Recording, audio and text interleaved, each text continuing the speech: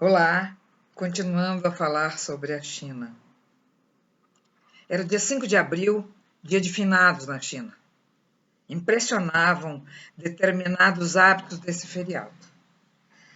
Claro que eles levavam flores, mas o mais peculiar, digamos assim, era o fato de levarem comida para si e para os mortos. O telejornal mostrou pessoas comendo costeletas de porco e outros tipos de comida sentadas no túmulo dos parentes, dividindo com os mortos o banquete fúnebre. Havíamos recebido no aeroporto um folheto alertando para que evitássemos sair do hotel em tal feriado, visto que o descomunal deslocamento humano em transporte coletivo causava sempre tumultos de grandes proporções. Acabei por constatar pessoalmente, por não ter seguido a regra e ter tentado pegar um transporte público. Numa tentativa de ir a Macau, fomos empurrados, feito gado, na estação do metrô. No way, disse aos amigos. Desistimos e acabei por não conhecer a ilha, onde se podia encontrar ainda habitantes falando português e local de inúmeros cassinos. Conversando com os habitantes, tomei conhecimento que os trabalhadores não tinham assistência social nenhuma. Portanto, fundo de garantia e aposentadoria, nem pensar. Por isso, dedicavam-se com tanto afinco ao trabalho, para que pudessem juntar ouro e dinheiro. É uma tradição milenar que foi revelada. Se um casal tivesse filhos, tivesse 4 filhos, por exemplo, 3 mulheres e um homem, e tudo que eles conseguissem guardar ao longo da vida, em espécie ou no rico minério, fosse repartido pelas 3 filhas quando casassem, além da obrigatoriedade de a família da nubente dar uma joia de alto valor para a filha no dia do casamento. A isso chamava-se dote. E quem o recebia era o futuro marido. Nem pensar em repartir a poupança com o filho, já que os filhos eram os provedores dos pais na velhice. Essa missão era um fardo para os homens. Como os casais chineses davam preferência a filhos varões, algumas famílias mais pobres, ao terem filhas, abandonavam-nas nas ruas até morrer, ou elas acabavam em prostituição. Triste realidade. Perguntei para meu amigo brasileiro Silvio quem eram os verdadeiros detentores do dinheiro, da grana de Hong Kong. Se eram os orientais ou os ocidentais. Respondeu. Os orientais, certamente, respondeu-me. Os ocidentais, em geral, eram britânicos ocupando postos do governo, trabalhando em multinacionais, além de australianos como altos executivos ganhando excelentes salários, mas não eram donos de empresa. O dinheiro, a bufunfa, estava nas mãos dos olhinhos puxados. E isso ficava notório nas constantes reportagens dos jornais deixados pela manhã à porta dos nossos quartos. Vi diversas vezes o casal chinês Kaibong Brenda Shao, ela herdeira do sistema de transporte de Hong Kong, clicados pelas lentes dos fotógrafos ávidos por notícias do high society local. Morava em uma casa conhecida como Vila Douro, em Victoria Peak, onde promoviam muitas festas. Eles tinham uma particularidade. Vestiam-se combinando as cores das roupas entre si, numa cafonice exemplar.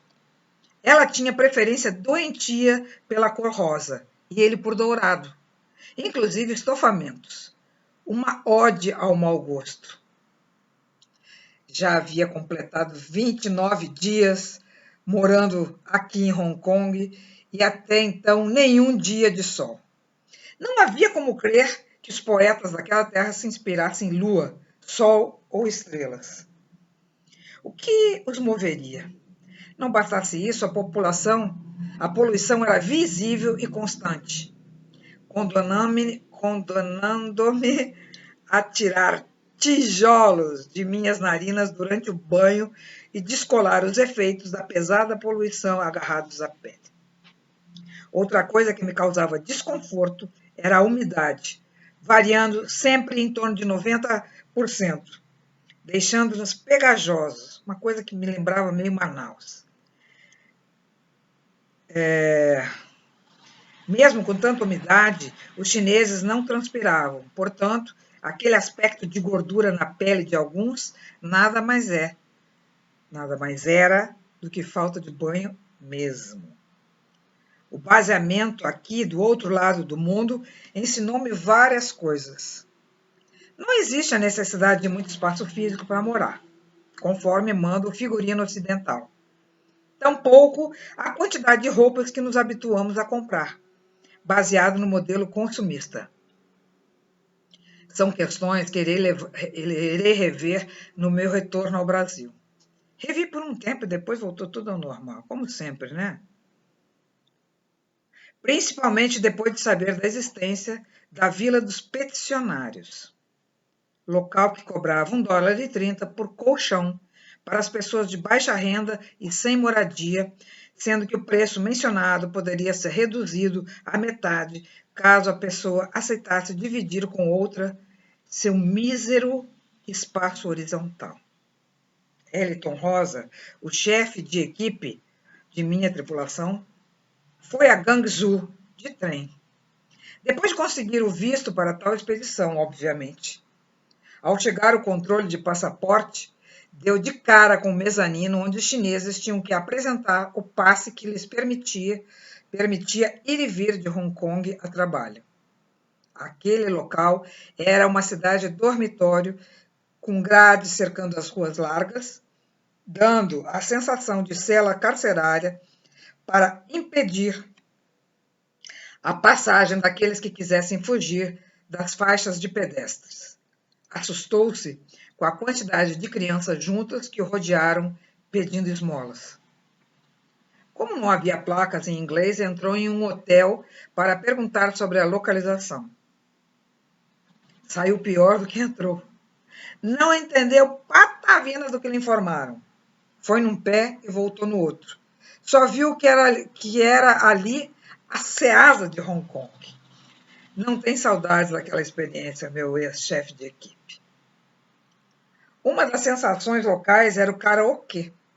Havia por todo lugar, portanto não podia faltar como atrativo nos hotéis.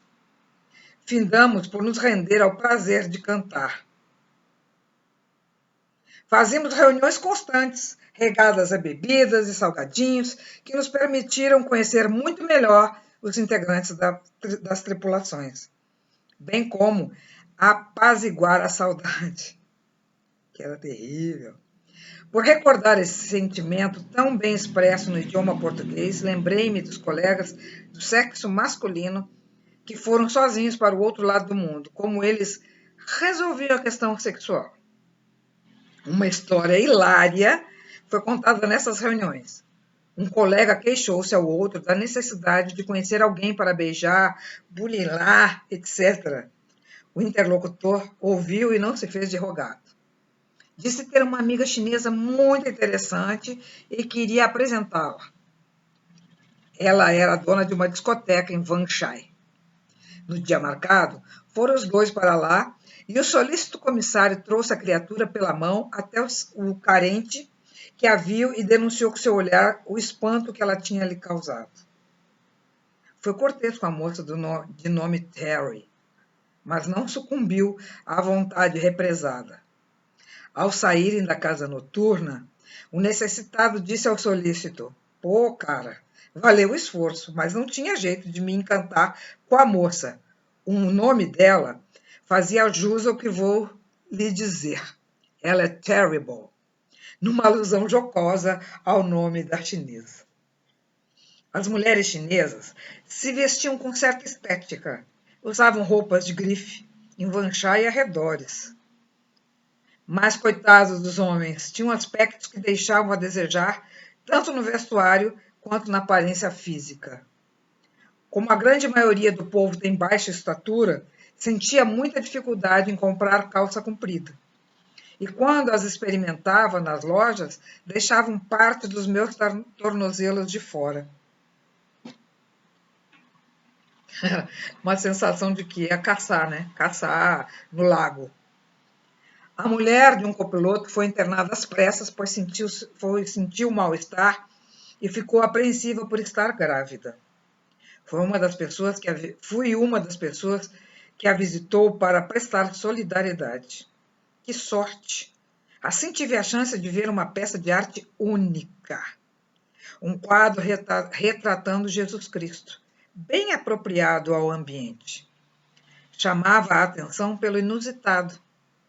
Os olhos do Filho de Deus eram rasgados como os dos chineses, a verdadeira imagem e semelhança local. Não tive dúvida em fotografar aquilo que, se contado sem provas e em roda de amigos, poderia ser taxado de mentira. Eis a comprovação. É uma foto que consta do livro e, infelizmente, não tenho como mostrar. Outro dado que não poderia ser esquecido era a utilização do bambu integralmente usado para diversos fins, como a alimentação, remédios, peças decorativas, etc. Mas o mais fantástico de tudo era seu uso em endaimes de construções e restaurações de prédios, ao invés de usarem tubos metálicos na confecção dos endaimes, como no mundo inteiro. Era inacreditável e assustador ver os operários pendurados, sem cintos de segurança, naqueles bambus em alturas superiores a 60 andares.